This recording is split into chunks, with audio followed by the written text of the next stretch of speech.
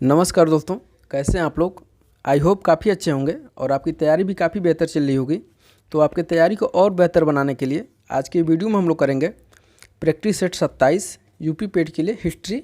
और हिस्ट्री के वीडियो पे दोस्तों आप लोग काफ़ी सारा प्यार दे रहे हैं, इसके लिए बहुत बहुत धन्यवाद। तो चलिए सबसे पहले क्वेश्चन की शुरुआत करते हैं। सबसे पहला क्वेश्चन है दोस्तों, असमक महाजनपद की राजधानी थी। असमक महाजनपद की राजधानी थी।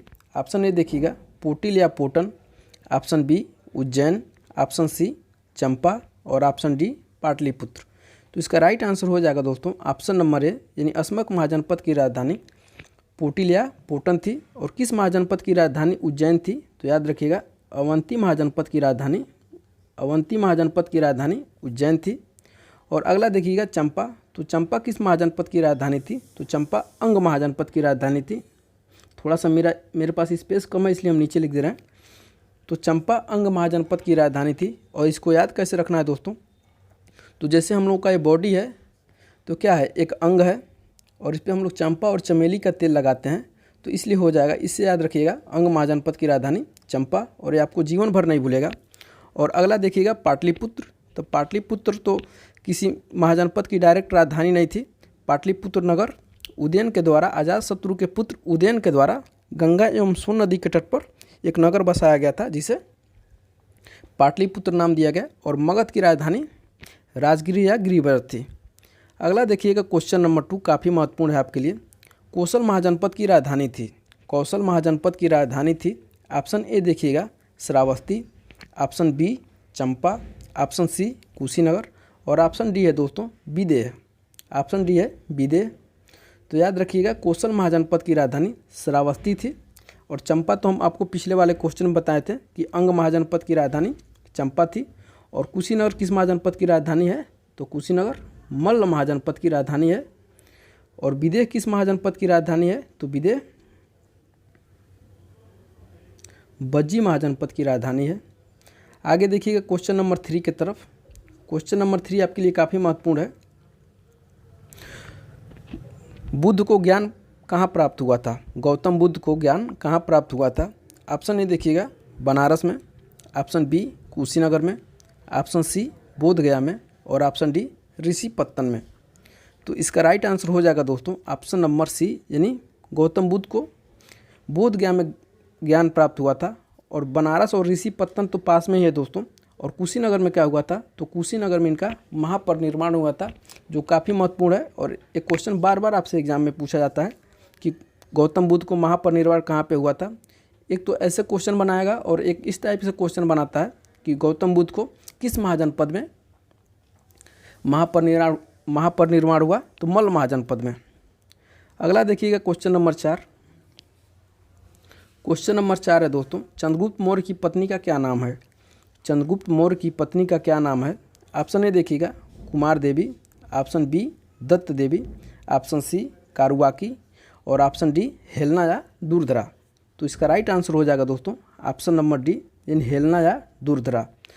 और आपको याद होगा कि चंद्रगुप्त मौर्य और सेल्यूकस के बीच युद्ध हुआ था, जिसमें सेल्यूकस पराजित हो गया और अपने पुत्री हेलना या दूरधरा का विवाह चंद्रगुप्त मौर्य से किया। और पहला ऑप्शन देखिएगा कुमार देवी। तो कुमार देवी किसकी पत्नी है?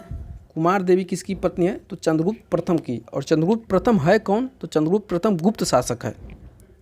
उसके बाद अगला देखिएगा दत्त देवी। तो दत्त देवी किसकी पत्नी है?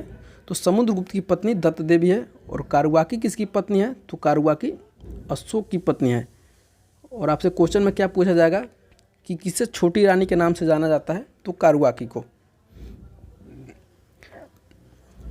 आगे देखिएगा दोस्तों क्वेश्चन नंबर 5। निम्नलिखित में से कौन संविधान सभा के अस्थायी अध्यक्ष थे? निम्नलिखित में से कौन संविधान सभा के अस्थायी अध्यक्ष थे? और दोस्तों ये क्वेश्चन पॉलिटी से भी मिल रहा है और हिस्ट्री से भी मिल रहा है, तो आप लोग इसको ध्यान दीजिएगा। और ऑप्शन ए देखिएगा doctor Rajendra Prasad, option B JB Kripalani, option C Rajagopalachari और इनका पूरा नाम हो जाएगा दोस्तों चक्रवर्ती राजगोपालाचारी। और ऑप्शन डी BR अम्बेडकर, यानी भीमराव अम्बेडकर। तो इसका राइट आंसर हो जाएगा दोस्तों ऑप्शन नंबर ए, यानी संविधान सभा के अस्थायी अध्यक्ष कौन थे? तो डॉक्टर राजेंद्र प्रसाद थे। और आपसे क्वेश्चन में पूछ लिया जाए कि संविधान सभा के अस्थायी अध्यक्ष कौन थे? तो सच्चिदानंद सिन्हा। और जेबी कृपलानी कौन थे दोस्तों? तो जेबी कृपलानी भारत के स्वतंत्रता के समय भारतीय राष्ट्रीय कांग्रेस के अध्यक्ष थे। आगे बढ़ते हैं क्वेश्चन नंबर 6 की तरफ। क्वेश्चन नंबर 6 देखिएगा दोस्तों, कालिदास किसके दरबार में थे? कालिदास किसके दरबार में थे या दरबारी कवि थे, किस शासक के? ऑप्शन ए देखिएगा समुद्रगुप्त के, ऑप्शन बी अशोक के, ऑप्शन सी चंद्रगुप्त मौर्य के, और ऑप्शन डी चंद्रगुप्त द्वितीय विक्रमादित्य के। तो इसका राइट आंसर हो जाएगा दोस्तों, इसका राइट आंसर हो जाएगा ऑप्शन नंबर डी, यानी चंद्रगुप्त द्वितीय विक्रमादित्य के दरबारी कवि कौन थे? तो कालिदास थे। और कालिदास चंद्रगुप्त द्वितीय विक्रमादित्य के नवरत्नों में से एक थे। और आपको याद हो, आपसे क्वेश्चन क्या पूछा जाएगा कि किस शासक के दरबार में नवरत्न रहते थे? तो याद रखिएगा चंद्रगुप्त द्वितीय विक्रमादित्य। आगे बढ़ते हैं क्वेश्चन नंबर 7 की तरफ। क्वेश्चन नंबर 7 देखिएगा दोस्तों, जहांगीर का मकबरा किस स्थान पर है? जहांगीर का मकबरा किस स्थान पर है? ऑप्शन ए देखिएगा दिल्ली में, ऑप्शन बी लाहौर में, ऑप्शन सी सासाराम में, और ऑप्शन डी सिकंदरा में। तो याद रखिएगा जहांगीर का मकबरा कहाँ पे है? तो जहांगीर का मकबरा लाहौर में स्थित है। और सासाराम में किसका मकबरा है? तो सासाराम में शेरशाह सूरी का मकबरा है। सासाराम में शेरशाह सूरी का मकबरा है। और सिकंदरा में किसका मकबरा है? तो सिकंदरा में दोस्तों अकबर का मकबरा है। सिकंदरा में अकबर का मकबरा है। अकबर का मकबरा है सिकंदरा में। और दिल्ली में किसका मकबरा है? तो दिल्ली में हुमायूं का मकबरा है। दिल्ली में हुमायूं का मकबरा है। आपको हम कितना बता दिए? तो 4 मकबरा बता दिए, और काफ़ी महत्वपूर्ण है सब।